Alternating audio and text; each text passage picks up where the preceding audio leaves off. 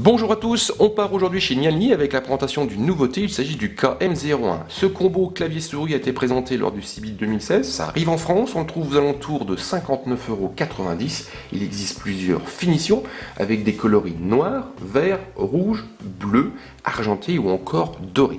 Et il s'agit de la version qu'on va vous présenter aujourd'hui. Ce combo communique sans fil avec le PC, il se constitue donc d'un clavier et d'une souris.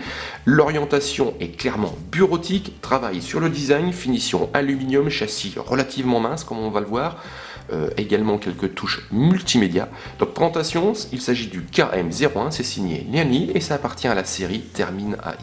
Nianli se lance donc sur le segment des claviers souris avec plusieurs produits dont le KM01. Il se constitue d'un clavier que vous avez devant les yeux mais également d'une souris reprenant le même design. Côté tarif, généralement Nianli est plutôt haut de gamme, là bonne surprise, l'ensemble est annoncé à 49,90 €, par contre on le trouve en boutique plutôt aux alentours de 59,90 €.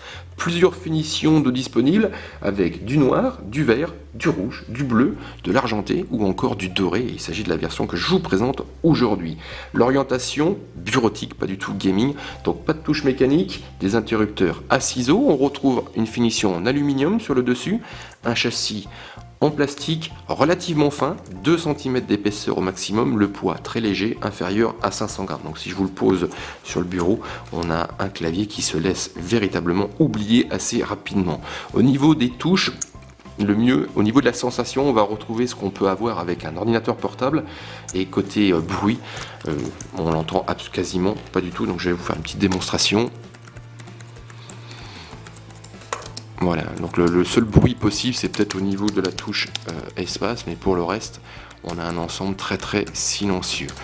104 touches, l'espace entre les touches est assez importante. On retrouve également des touches multimédia sur le haut au niveau de F1 jusqu'à F12, la possibilité de gérer le niveau sonore, également la possibilité de mettre en pause ou en lecture lors d'une lecture multimédia, page suivante, page précédente et quelques touches de raccourci, par exemple la touche F10 qui peut me donner accès directement à sa boîte mail. Sur le côté droit, un système de 3 petites LED permettant de savoir si le clavier est en mode majuscule, si on a également le pavé numérique actif ou encore la dernière petite LED qui va être dédiée à l'alimentation. Et justement au niveau alimentation, tout se déroule à l'arrière, donc au niveau du châssis en plastique, avec ici un logement permettant donc de mettre en place 2 piles AAA et on retrouve également un petit récepteur USB, donc à placer sur son PC au niveau d'un port USB qui va permettre d'établir la connexion. Et pour ceci, il faudra mettre le clavier sous alimentation, donc avec un petit interrupteur on-off et appuyer sur le petit bouton que vous avez ici afin de pouvoir faire communiquer ce clavier avec ce récepteur.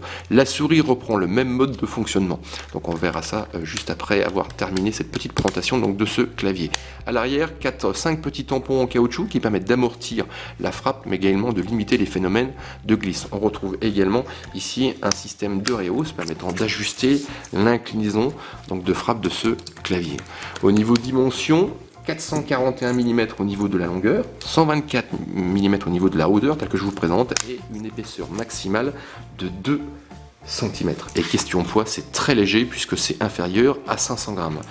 Au niveau de la souris, elle reprend le design du clavier, par contre avec une finition un peu moins travaillée. Ici on a un châssis entièrement en plastique, pas d'aluminium, elle est très légère, l'alimentation se fait par le même système, 2 piles AAA.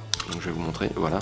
Ici on retrouve également un petit interrupteur on-off permettant de limiter la consommation. Une question autonomie, pas d'information de côté Nianli, donc on regardera ça au niveau du test. La souris présente plusieurs boutons, donc sur le dessus on a également une molette crantée, cliquable, et 2 boutons en latéral. Par contre un des 2 boutons n'est pas actif, alors espérons qu'il s'agit d'un choix de chez Nianli et non pas d'un problème au niveau de du simple qu'on vous présente. Donc ce système, donc ce KM01 se constitue de deux choses, clavier, souris, orientation, bureautique, pas de touche mécanique, interrupteur à ciseaux, positionnement 49,90 € annoncé, par contre on le trouve plutôt aux alentours de 59,90 € en boutique.